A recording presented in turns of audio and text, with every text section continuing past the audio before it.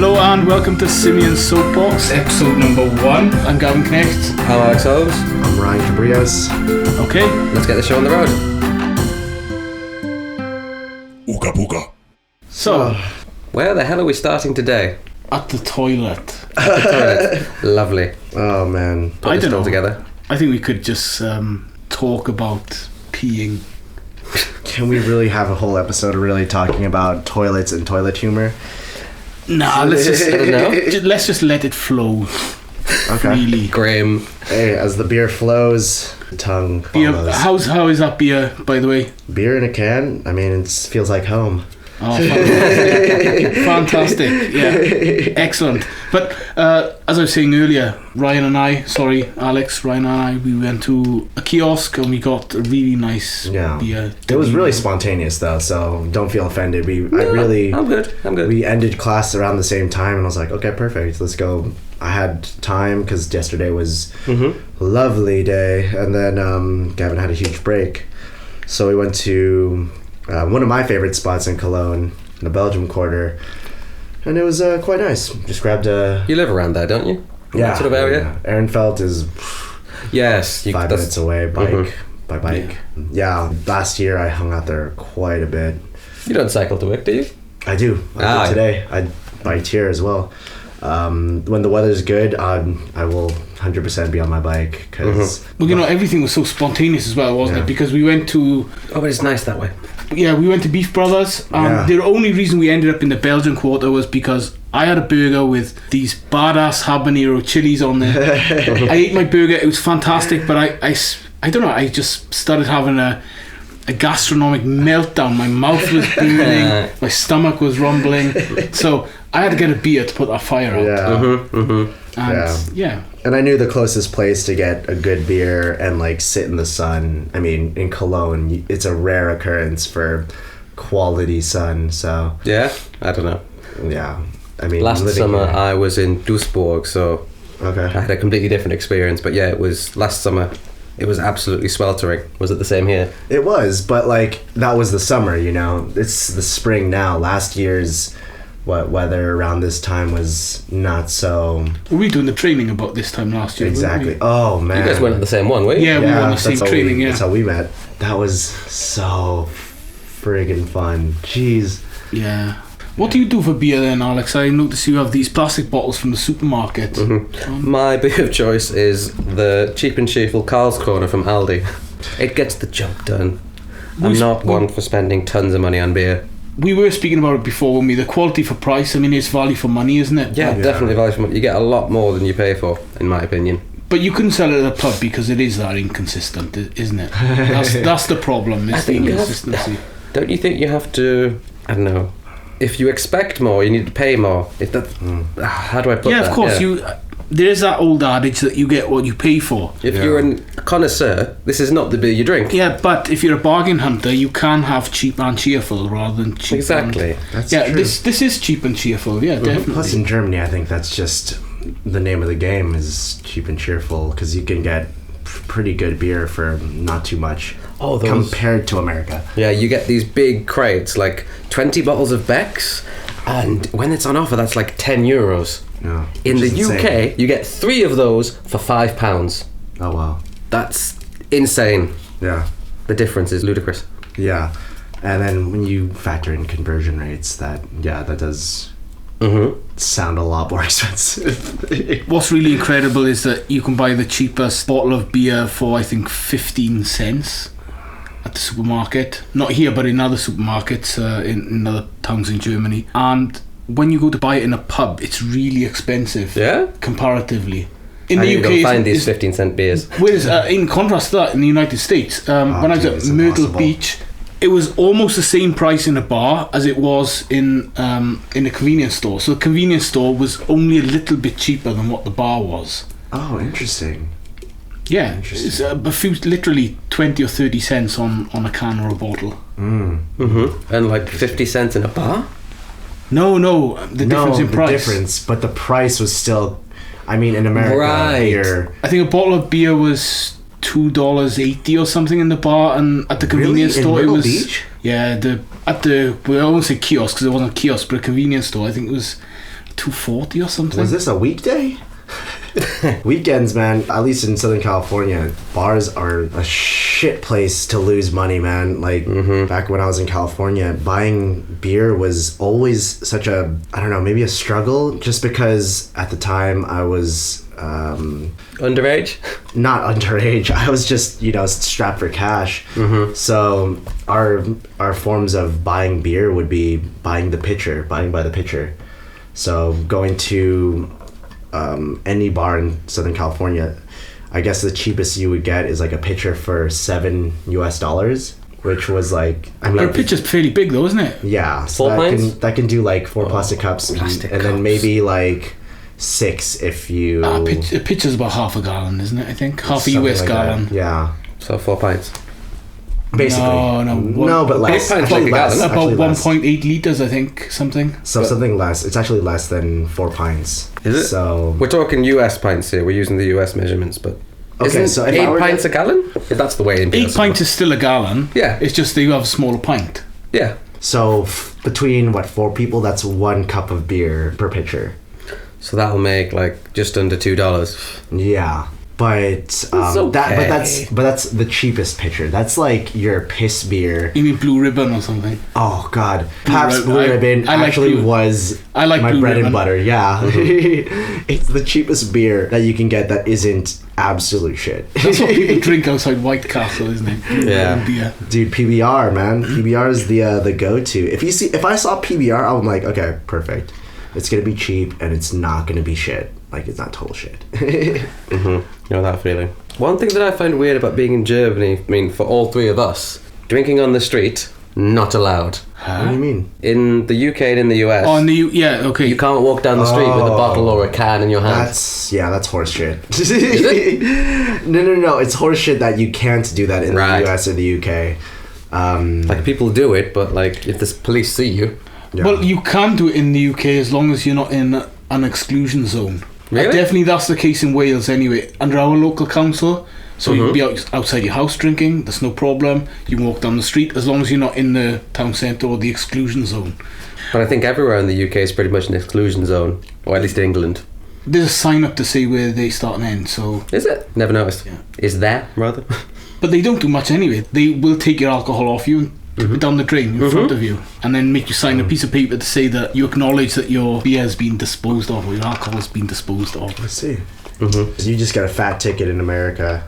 Yeah. Yeah. $50 or something? I've never had that situation, but I know it's definitely not legal. I never want to test that because it's America, and people get a lot of shit for a lot less. But I mean, what's the logic behind it? Because you were telling me the other day about people put these cans and bottles in a brown paper bag. Yeah. So is it more about offending people's sensibilities? That's- I don't get it at all. But That's it's a not good- legal from a brown paper bag, is it? It is still illegal, but you see that quite often in America. People, especially the drunks, but typically if I were to walk the streets with a beer, though I would never probably do this, I probably would put a brown paper bag over it. And I honestly don't know the mindset behind it. Again, when it came to drinking in the streets, brown paper bags were never the case. It would be, if we really wanted to drink between bars, we would have hard alcohol mixed with some chaser, Coke, Yeah. some whiskey shaken up in the bottle, so that's less suspicious. The first time I ever got drunk. One trick I've seen is you get a can of Monster, you cut the top and the bottom off and slide it over your beer. Monster is not illegal. Oh wait, the beer can though. Yeah, a beer can. You got to put over a can. Okay, Yeah, I get what you're on I about. see that. It's a lot of effort to go to though, isn't it? Yeah. I don't know, it depends how committed you are. I'd rather have my alcohol taken off me and tipped down the drain, to be honest. Okay. How about for festivals in the UK? Like, are you allowed to bring in your own alcohol? No, you never. No, In the... people do it, but Like, you've got these campsites. You're allowed your own beer in the campsite, but in the arena, no, you get ripped off. No beer, no hard alcohol, no nothing. Not allowed to bring any alcohol in. You've got to buy their alcohol. It's like, Is it the same in Germany? yeah, I imagine so. I think Okay. the breweries and all the sponsors have got everything sewn up. Yeah. I think more so here in Germany. Okay. I mean, the festivals I go to are usually indoors, and And did they do the thorough check? Nope. I bring a bag full of beer. Nobody checked me. Nobody has checked me so far, and just go into the loos, pour it in my glass. I've got a glass of beer. It's difficult to enjoy it like that, though, isn't it? I think it's like I know these people back in the UK, young women. They go to a bar and they take a quarter bottle of vodka out with them, or Bacardi or something like that, and they'll have a drink in the toilet. Ew. That's not really. I see your point. Yeah, it's not the most pleasant, but it's cheaper. True. Yeah. It is cheaper. I guarantee it's much cheaper than buying the drinks at the festivals. I remember in California, I went to several festivals. One of the most iconic for me was Outside Lands, which is in San Francisco. And I got so creative with how I snuck in alcohol. Again, I don't know how. You didn't put your bum, did you? No.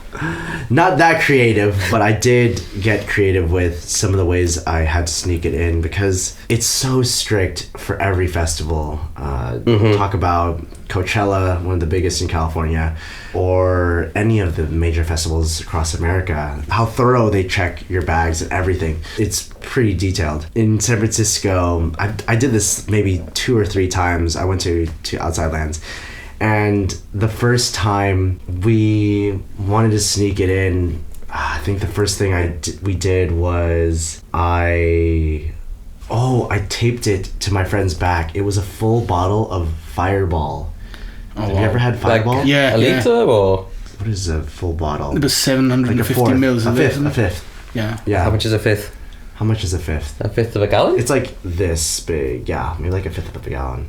How much is that in milliliters? Come on, give me milliliters. A quart is about a litre, isn't it? So yeah, think about it like this much. For our listeners who cannot see your hands. Oh, okay. So imagine like it is about the size it's of a wine. It's a quarter of what? A quarter of an American gallon? It's a fifth of an American gallon. A fifth of an American gallon. So it's about a wine bottle, 700. Yes. 700 or so? Yes. 700 or so. That's the closest estimate I could get. Okay, yeah, good. So we had it on his back, and I grabbed masking tape and I just ran circles around him. And the whole bus ride to the park, to the festival, we were cracking so many jokes. Oh, he must have been so uncomfortable. It was awful for him. He kept saying, "Oh man, please stop. I cannot laugh. If I laugh, it will break." Because it was so tight. And the worst part was, by the time we got there, right as we got to the gate, they started doing the check. You know, they pat the sides, right under the elbows, or right under the armpits, and then just, you know, the simple pat. They never really check your spine or any of that. Yeah. And right after they finished that, he was totally clear. He takes one step, and it just drops right by the bouncer, the security guard. And the best part was, right as it drops, the security guard and all 3 of us, my friend, our other friend, and myself, we all just start busting out laughing so hard, because it's one of those moments you really just, it's over, you know? Like, you can't do anything but laugh. I've never been, not strip searching. I've never been patted down going into a festival, fortunately. Okay, see, that's just one level of how strict it is in the States. Is it like that at UK festivals? Have you been to many? I've been to a few, but it's changed over time. I mean, I'm a little bit younger than you guys, older than you guys, sorry. You're a little bit younger than we are? A little bit younger. And yeah, I think in the time when I was going to festivals, it was never an issue. You could always bribe a bouncer anyway. Bribe. Oh, Nice. okay. Yeah. What do you bribe him with? Money. Sexual favors. Yeah. Sometimes people who took drugs to festivals, they would offer the bouncer a cut, or maybe if it's pills or something, Yeah. you give him a few pills and say, "Look, you can have these on me. Let us in." Yeah. Oh wow. Yeah. Okay. So that was normal. Yeah. It was I easy knew to a smuggle guy everything in. who snuck some in by tying them around his balls. I've known people who've stuck it in their foreskin. Oh, grim. Oh shit. As long as it's in a baggie. Oh god, that just seems so painful. No, just grim. Yeah. I mean, I've never done anything that dramatic. Well, when I was on Ibiza a long time ago, 1999, I wasn't into drugs, but my friend was. And he met this girl who said, "Yeah, I can get you some stuff. I can get you some good ecstasy." because it was sort of like the pure MDMA at the time. So we met up with this really big guy with dreadlocks, and my friend followed into the toilet, and he put his hands on his trousers and pulled this condom out his ass, and it was like a dildo, but it was just full of drugs, and he undone this knot and then sort of Jesus. yeah, and then he tied it back up and rammed it right back in. So was it just pure? Was it like packs, those packs inside the condom, or was it just No, they were full just condom with only ecstasy? it was full condom with ecstasy all bunched together, and you know, imagine these things, they're only the size of like an artificial sweetener. They're really small. My face right now. The Just condom what? was just packed with these things, so I don't know how much this guy made in a night, but or how long they'd been in there. It was Grim. pretty grim, and I didn't even see it with my own eyes, but my friend said never again. See, I think that's really drastic to like stuff a dildo-sized condom full of ecstasy up your butthole. Dedication. Yeah, for me, it was never that insane. The few other times that I went to festivals, it would be a bottle of mixed alcohol, so Coke and rum. Oh man, maybe 3 or 4 years ago, it was a gigantic loaf of bread, and I hollowed it out. Yeah. I cut it in half, stuffed the bottle in one end, stuffed the other end, slammed it all together, and put it in my bag, you know, making it look like I just brought a roll or a gigantic Baguette? yeah, baguette. There you go, baguette, or a sandwich. And the first year I did it, it totally worked. The second year, I think either someone Had been caught or something. yeah, someone got caught, or the word got out, because the following year, right as they started checking my bag, the security guard asked her superior about it, and the superior said, check for any lines or any cuts. And yeah, I didn't have a cut horizontally, I had a cut vertically, and right as she pulled it out, she kind of twisted it and pulled, and she just had a big smile on her face, and I asked her, is that cool? Like, you seem to like not be wanting to take it away from me. She says, I really, really wish I could let you go through with this, because this is one of the most interesting ways someone has tried to sneak alcohol in, but I can't. I just asked my superior about this exact thing, so I kind of winced and let it go. But just for all the listeners, try to sneak it in with a big baguette. Yeah. May work. Not with a condom if you're up lucky. your bum. Exactly. Much better. This is the problem with beer or vodka. It takes a lot more vodka than it does pills to get you, I don't know, high, off, no, whatever. Yeah, to get your motor running, definitely. To get your motor running, that's probably the Yeah. better way of putting it. I've seen people bring it in with a camel bag. You know those things? Oh, I love my Camelback. Yeah. Yeah, just like this big sort of... It's just a backpack with a little packet of You put liquid You in put it, yeah. liquid in it, This yeah. liquid bag down your back. yeah. Your beer's warm, but It gets you messed up in the way that you want it to. surely security guards must be onto this, though. But I think there are tricks as well. I know a guy, he doesn't live in Amsterdam anymore, but he used to live in Amsterdam. And when they used to be strict with pills and stuff, people used to go to a nightclub, they'd take 2 ecstasy pills, and they'd put them inside the top lip, and just leave them there. And gradually they would dissolve, and that's how they get their high over a slower period of time. And that seems to be like the sensible thing if you're going... Not that anyone should try it, but that seems to be the logical thing to do. Anyway, who needs drugs when we've got beer? Oh, don't sound so fucking square, Gavin. Jesus. But beer is the go-to in Germany. I mean, It's go to everywhere though, isn't it? It is, but especially here. I mean, look around. You can walk the streets. You can get it everywhere. You can... And if you were to compare this to drugs, for example, if you drink a beer, it's only sort of 4, 5, 6% roundabout. You can have a drink, you can have 1, 2, 3, 4, 5 beers, and gradually you'll start getting your high. And this is what I like about beer, you know? It's one of those things that you can enjoy in moderation, or you can get completely plastered. Yeah.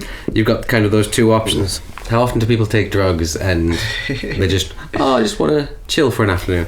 Yeah, but that's the thing with taking drugs as well, isn't it? If you took whatever, I've got no idea about drugs, but if you took one drug and you go, okay, this is not quite doing it for me, I'll take a little bit more. But you go from like, you double your experience. But with beer, you don't do that. You have one beer, But every how second often- beer. It's all gradual, isn't it, with beer? How often do you drink vodka and have a quiet, chilled afternoon? Oh, dude, I don't even remember the last time I drank vodka. I try and avoid it myself. When was the last time I had drunk? I can't even remember. You guys in spirits? Do you drink spirits much? I like cognac, but I like good cognac. So whiskey is Snob. not my thing. Yeah, why stop? When it comes No, to hard... snob. Snob. No, it's I enjoy fine things because I can appreciate them. Okay. Some people can't. We were speaking about this the other day. You have these hipsters, very artisan people, not all hipsters, but you have these people, they pay a lot of money for quality that they cannot appreciate. And that really annoys me. They just buy it for the sake of presenting an image. Yeah, that's true. And that's snobbery for me. That really is snobbery. A status symbol. Yeah. But when it comes to hard alcohol, for me, it's whatever gets me there the quickest. So typically a weekend will involve beer because one, it's cheap, and one, it gets me there eventually.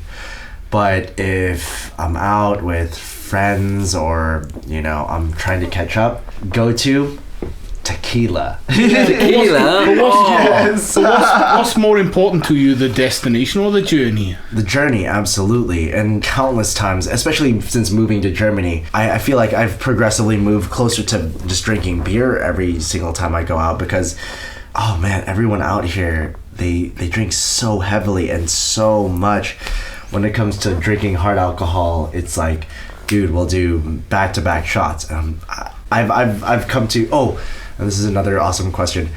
My drink limit, I've figured it out since moving here, is 6 anything. It's 6 beers. Yeah. 6 shots, 6 wine. shots. It's 6 whatever. But dude, if it was 6 shots, I'd be so incredibly fucked. It's too quick though, isn't it? 6 shots. Yeah. With this, but I'm talking about like 6 drinks, like 6. But over the same period of time. Yeah, typically. With this, you've just reminded me of my mum. I was like 18 working in this club. My mum made the mistake of converting, like, she's really lightweight. She cannot drink at all. She has this normal limit of 3 halves, British halves, of course. Okay. And she thought, 3 small glasses of wine is the same as 3 halves. I come in at 4 a.m. from this club I was working in, find my mum throwing up in the loo. And I was like, I've dealt with this all night, I'm going to bed. I was a horrible son that evening. But 3 drinks though, that's, well, I mean, it's 3 wines, but still, It's not That is exactly quite a the same, light it's more than 3 halves. yeah. Yeah. You can't convert quite so easily, But I mean, is my point. if you look at the British measures, where you have 25 millilitres is a shot, a single measure, and you compare that to a half a pint of normal lager, it's about the same amount of about the same. alcohol. So if you were to have 6 measures of spirit or 6 measures of beer, it's not far off, is No, it? it's not far off. Yeah. Have you noticed that in Ireland it's 35 millilitres? Yeah, but it's really expensive. And I've not been. there are some places where they have what they call the tax-free measures. They're 35 millilitres as well. Okay. Which places? There's some places in some regions in Scotland. They tried it out in Wales where they cut the tax on, but it was only for certain spirits. Whiskey and brandy, I think, were 2 spirits. Where you could have 35 ml for the price of the 25 because the tax was relieved on it. So when did you figure out your drink limit then? It changes all the time. I used to play rugby, and when I was playing rugby after games, I could easily drink 20 cans. I used to drink 10 cans. 20? I used to drink 10 cans before the piss test because my body was so dehydrated that I couldn't produce a test. So I'd sit outside the waiting room just filling up on beer and nothing would come out. And when You it had come to do out, a piss test after the game? yeah. It's for... Not before? No, you test for steroids and things. You do that after the game. Okay. So, for doing the piss test, that was 10 cans. But, yeah, You were sitting in front of the doctors drinking 10 cans of beer. But that's the quickest way for your body to produce fluid is to use a diuretic, and the best diuretic is alcohol. I agree, but Jesus, like, how many doctors would recommend drinking 10 cans of beer in one sitting ever? Yeah, but the thing is, people are worried about alcohol and damage the alcohol does to your liver, but before the alcohol gets to your liver, your body burns it as optimal fuel if you've just done sport. So before it even takes the sugar, it takes the alcohol and burns the alcohol. So you can drink 10 beers, would be almost nothing. If you played 80 minutes of rugby, you had a hard game, it would just dissipate, it would be gone. As soon as it goes into your stomach, your body uses it as replacement fuel. And then you take the water from the beer to refill the water that you've lost. It's only when you start peeing it all out and everything is filled back up, that's when you start getting drunk. Really? Yeah. I want to try this now. Yeah, I tell you what, it's like, you go out and do some sport and drink a couple of beers afterwards. It'll be a while before the beer hits you, definitely.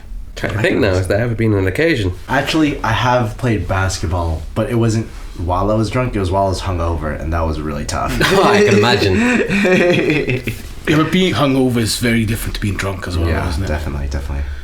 Yeah, the alcohol has already gone to your liver. Best hangover cure? Yeah, more alcohol. More alcohol. Hair of the dog. Yeah, the hair of the dog. Yeah. Oh man, one of our coworkers, he showed me his form of the best hangover cure, and it's a Bloody Mary. Simple Bloody Mary. Bloody Mary is really good. What is it, Bloody Mary again? I don't remember. Tomato juice, grenadine. Mine is simple: salt, pepper, tomato juice, and vodka. That's mine simple, and Tabasco sauce and mustard sauce. That's right. Tabasco sauce. Simple Bloody Mary, but on top of it, it's like celery, classic.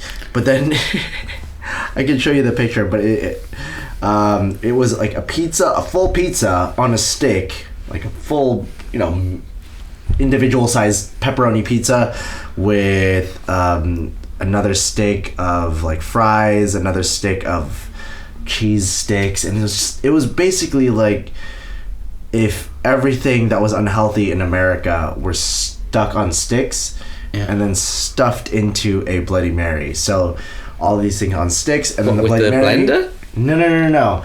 They're just like a pizza hanging outside of the Bloody Mary. You've got a pizza in your glass, Jesus. Yeah, like a skewer, a simple skewer. All right. With a pizza, fries, cheese sticks, all these things, and it was so. Can we bring a picture of that up? I think we should bring a picture of that up. Let me see if I can find the picture at the moment. Well, don't do it now. We'll find it later. Yeah, we'll find it later. We can stick it on the YouTube podcast. Yeah, exactly. Yeah. We'll stick it for you viewers, but this whole thing sounds bloody disgusting. There's no. There are fries, olives, a full sandwich. Oh, that's fucked up. How does a glass stay up? I mean, I know, right?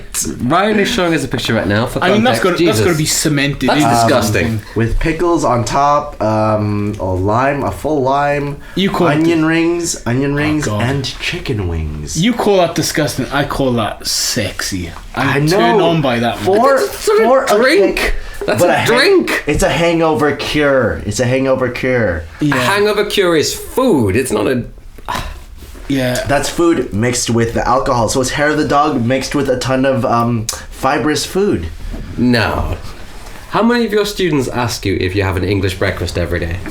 I've had that a couple of times. Yeah. People assume that we have bacon, eggs, beans, black pudding, white pudding, hash browns, mushrooms, fried bread. It's a hangover cure, isn't it? Yeah. That's when I have an English breakfast. But that's another thing. Fatty food. Fat provides comfort, doesn't it? Then from the egg, you get the sulfur from the egg. It's very good for the liver. Did you say sulfur? Yeah, the sulfur from the egg yolk. That rotten egg smell is caused by the sulfur. It's really good for your liver as well. So, you get that. Yeah, probably the water and stuff from the bacon and the sausages. You get the salt, which I'm not sure what that does, but that does something special. Yeah. No, there's a science to this. It does. Gavin, our science advisor. Oh, please, don't. Don't take my advice for anything.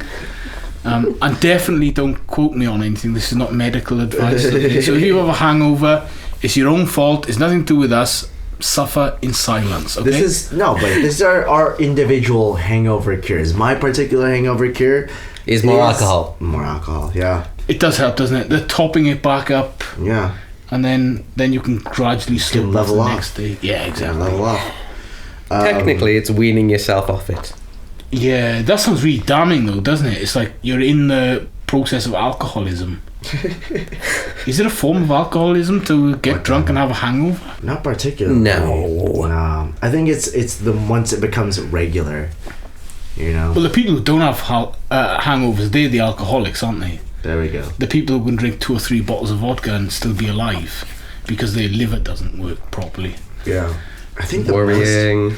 I went to Barcelona and oh man, this is easily one of the strangest things to happen to me. I went to Barcelona last year with a few friends, and these, oh my goodness, they were foreign exchange students from all over, you know, and they were studying in Greece, but they were in Barcelona for the weekend, same as us. And one night we all kind of went dancing together, and at the end of the night, we ended up back at the hostel around 4 or 5 in the morning, and they're all leaving, all these foreign exchange students. Mind you, I didn't know at the time that they were like maybe in their 20s or 19 to 20, 21, maybe at the most. How old were you? 25 Okay. at the time, you know? But we're in Barcelona at 4 or 5 in the morning in our hostel, and they're all like packing up to leave. I picked up some salami and some bread just to ease my way into sleep, you know, a little bit of fiber to soak up the alcohol. But they passed me some absinthe. Yeah, this is the 89.5% stuff, isn't it? 89.9%. Yeah. Oh my goodness. And they bought that night, and between maybe 2 or 3 of them, they finished 2/3 of it. How did they not die? I have no idea. I mean, no, it's maybe the stuff that's got wormwood inside it as well. It's like the hallucinogenic chemical. That's the one. if it's 89.9%, I would hope so. Shit. Yeah, but it's the drink that made Van Gogh cut off his ear. Is it? Is it? Yeah, Oh, you know, the Never heard that legendary- story before. Yeah, he was quite hooked on it, and people couldn't decide, is he hooked on the wormwood or is he hooked on the alcohol? But it made him cut off his ear. Own anyway. bloody ear. Plus the fact that he loved that woman so much. Yeah, you've seen the Family Guy episode, have you? the little skit from Family Guy. How does it go? Well, she goes, yeah, let's have children or something, and he goes, I wish you'd told me that before I gave you this. Yeah. Nice. This being, you know, a fistful of Vina. Yeah. Vina? Wiener? Well, I was talking about his testes, but Oh, okay. yeah. Okay. Okay. Along Anyway. the same lines. I am totally oblivious. I've not seen this episode. I No. rarely watch Family Guy after But 2000. Alex, you're a bit of a dark horse. I bet you've got some drunken stories, have you? Some little fables or anecdotes you'd like to share with us? At least one. Well, just on the topic of absinthe, it was one of my friends who invented this idea of the light path, the dark path, and the jaded path. Like, you got... When it was someone's birthday, in Germany, for some reason, the birthday person buys the drink.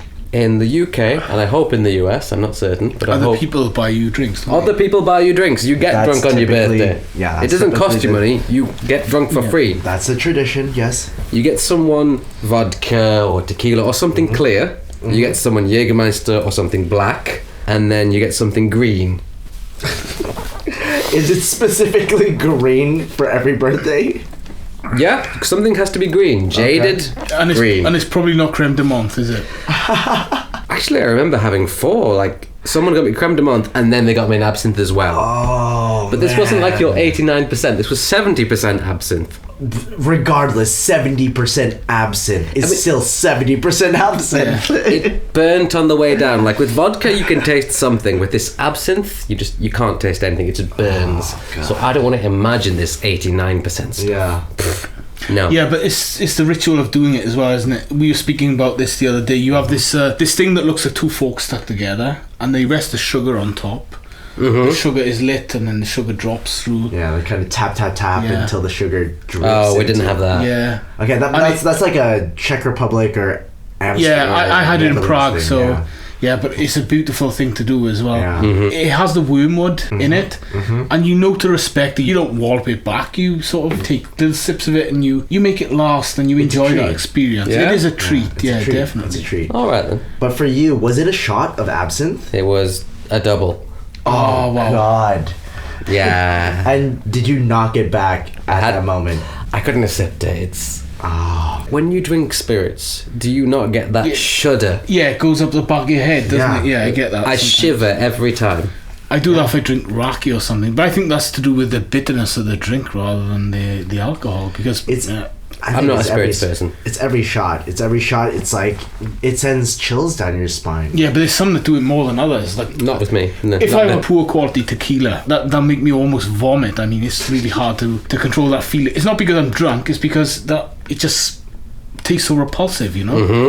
But it's tequila in general. I mean, there's few tequilas that are actually really smooth. Oh, some of them are smooth, aren't they? Okay, expensive ones. That's why I said Jose is some not of your them. friend. Yeah, Patron is.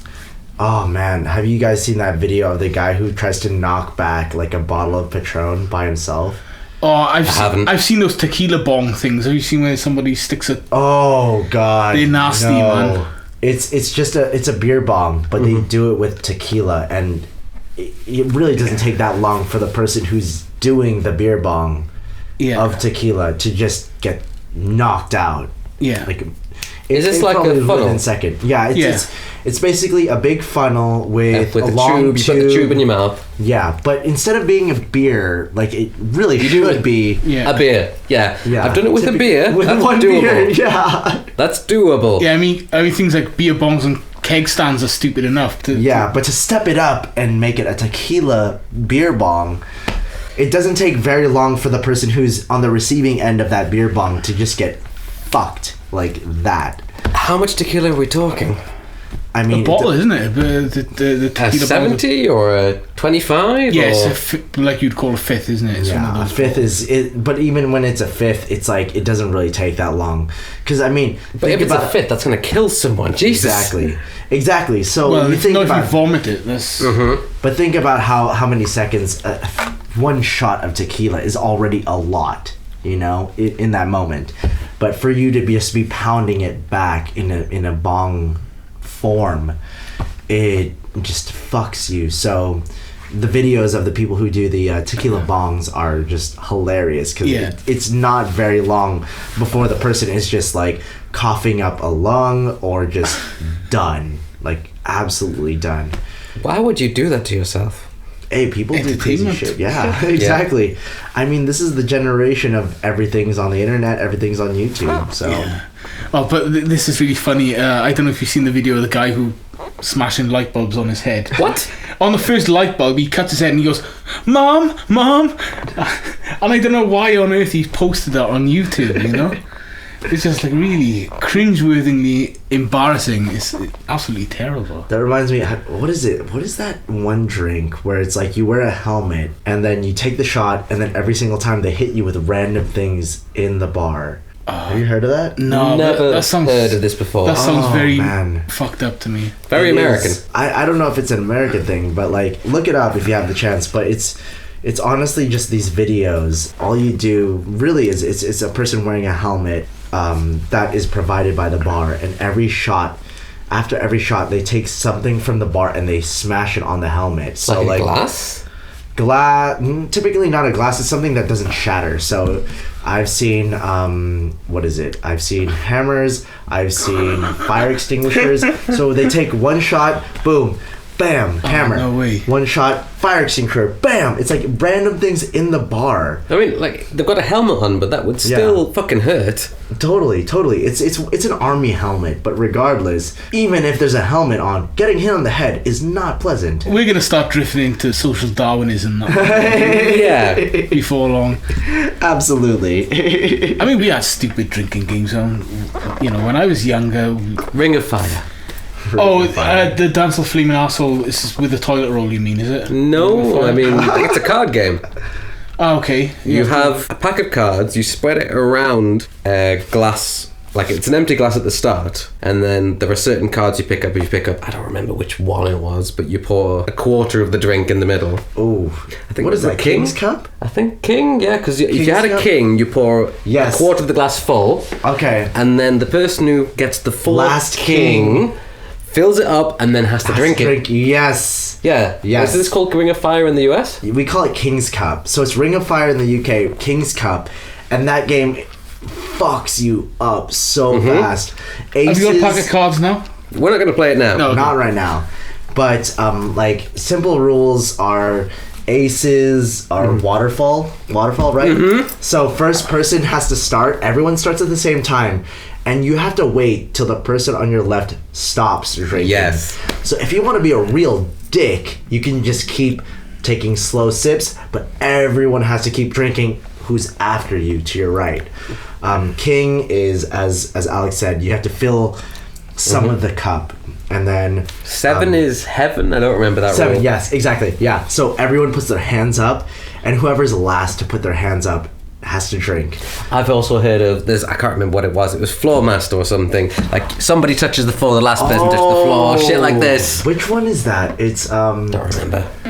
So okay, so Queen is questions. So the first person to answer a question. So you keep asking each other The questions. question master. Yes. Oh, okay. This So- is a great. I love this We game. really should one of these days just play King's Cup. Actually, we should play That this. sounds- Ring of Fire. That sounds so Ring of much Fire, better. Ring of Fire. Huh? That sounds so much better than throwing darts at each other and stuff. Exactly. We should have played that last time we went with our colleagues.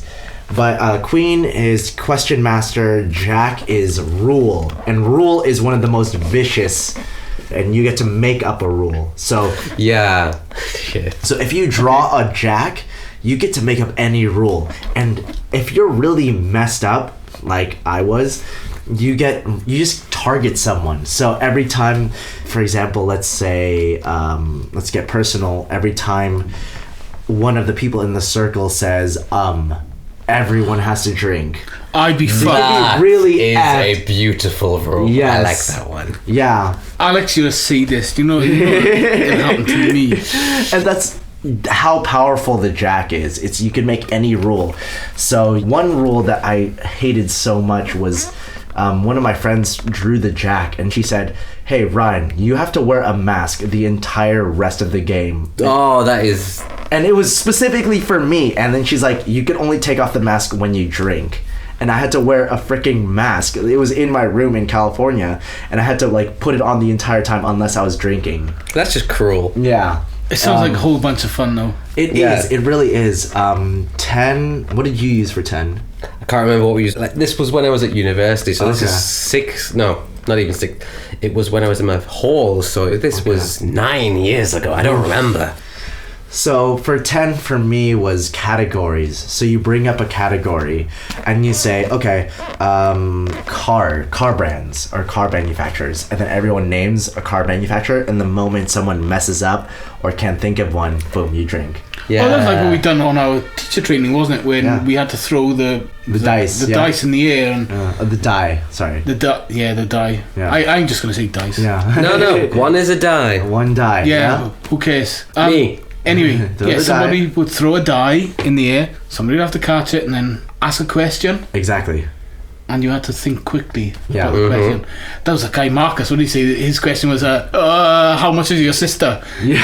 Remember that one? That was so funny. Marco. Yeah, that was really funny. So yeah, it's that kind of question. 9 was rhyme, so everyone had to rhyme the word. If you want to do messed up, you could say orange or purple. Be what that guy just immediately screws the person next to you. What a dick. 8. Oh, 8 was mate. So Great. you choose, for example, Gavin, you are my mate. I drew an 8. You're my mate. Every time I drink, you have to drink. Ah, nice. That one's a fun one. So if you really have a vendetta against someone, you choose that person as your mate. Okay. 7 we said is heaven. 6 is dicks, so all the Classic. guys have to drink. Classic. Pricks. Or pricks. 6 Dicks or is pricks. pricks. Yeah, 6 is pricks or dicks. You shall fear my beer, Alex. 5. This one is debatable. I've had multiple things for 5. 5 we would do drive. So Not played that one. this one is pretty fun because it's more of a test of reflexes. When you get 5, it's drive, and all you have to do is go vroom, and if you say vroom, you have to go in the same direction, yeah? And then Alex can either say vroom or screech, like screech sound, you know, like a car's making like a U-turn or a hard turn. First one to mess up Loses. exactly drinks. Okay. Did you have like a rule for the number of fingers? Number of fingers was Like we had to drink 2 fingers worth of your drink. So anyone who poured vodka was fucked. I played them no. kinds of games where, yeah. Yeah, drink I've 2 never fingers, heard that 1 one. finger, 4 fingers. But you'd always have some twat with fat hands. Yes. Well, never had messed that up. rule. Never had that rule. so how much did you have to drink? Dude, that game just gets you messed up because No matter how much you drink. Yeah, no matter how much you have in your, it really is one of those games you have to bring a lot of drinks, a lot of beers. You always have multiple beers ready because that game can just. You're gonna keep have to going. spend the night somewhere, aren't you? If Exactly, you play games exactly. like that. Yeah, it's not like you can go out and drink that kind of shit. Exactly. 4 was whores, which Exactly. again, way sexism. Derogative, very derogative, but Women. Exactly. All the girls have to drink. all the ladies, all the single ladies, and all the taken ladies as well. Yeah. 3 is Me. So the person who draws 3 drinks. 2 is you. Whoever I choose. Exactly. And then that's everyone. Fun game for all those who are looking for a fun drinking game. Ring of Fire, aka King's Cup. Okay, we're gonna wrap that up then, I guess. I hate to be the party pooper, but yeah, let's wrap that up there. You love to be the party pooper, Alex. I know. Nah. So, tell us your rules for this game. Yeah, or also just make some comments about your experiences with drinking. Definitely. Okay, so thank you for letting us waste your time, and we'll see you next time. See you next time. See ya. Bye.